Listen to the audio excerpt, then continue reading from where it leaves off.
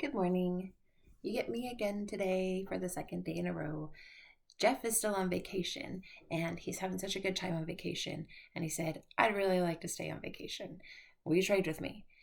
Of course. It really makes me look at Jeff and be so honored to follow a man that is so wise in taking the rest that he needs and the sleep that he needs and the vacation that he needs. And scripture tells that we are fearfully and wonderfully made. So that means that everything that we are made to do and our human bodies and biologically, God has spent so much time making us and pouring into us what needs to be.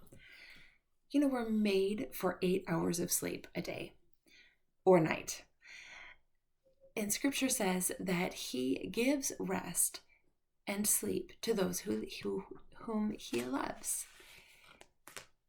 Also, it says in Matthew, it says, come to me, you who are burdened and are heavy laden, and I will give you rest.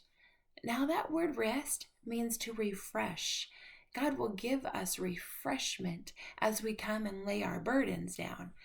But how do we lay our burdens down if we're going crazy from lack of sleep or going crazy from too much stuff to do because we haven't taken some time out to rest?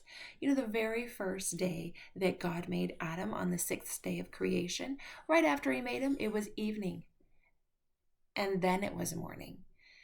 So the evening part is when God said, all right, Adam, take a good night's sleep. We've got a long day ahead of us tomorrow, or a lot of work ahead of us. Now, actually, the next day was the Sabbath rest. So not only did he say the very first thing Adam was to do was to sleep, he said the very next day, let's rest.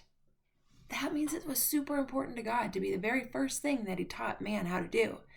When you sleep, your brain actually goes into an REM mode, which is a rapid eye movement mode. Some people would call this the dream sequence.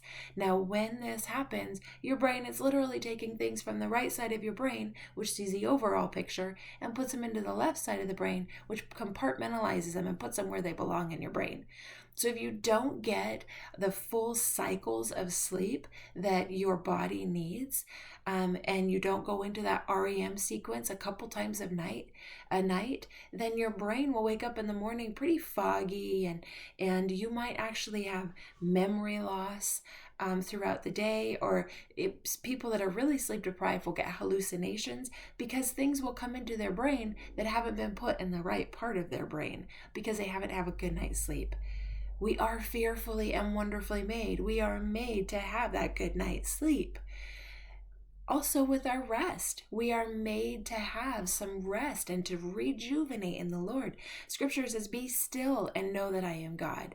It's when we are still that we know that he is God, that we see the things of creation, that we are able to refresh in his goodness. Psalms 23 says, he makes me lie down beside green pastures. He leads me to that pasture so that I can lay down and rest and relax in him. So is it time for vacation? How about a good night's sleep? Have you got 8 hours of sleep in the night? Maybe you should try a little harder. I know it's kind of a difficult thing to try to sleep, but God gives sleep to those who he loves. So pray for that. I pray for a good night's sleep for you. I pray for good rest for you. Jeff, I pray you're having a great vacation. And I'll see you all someday soon.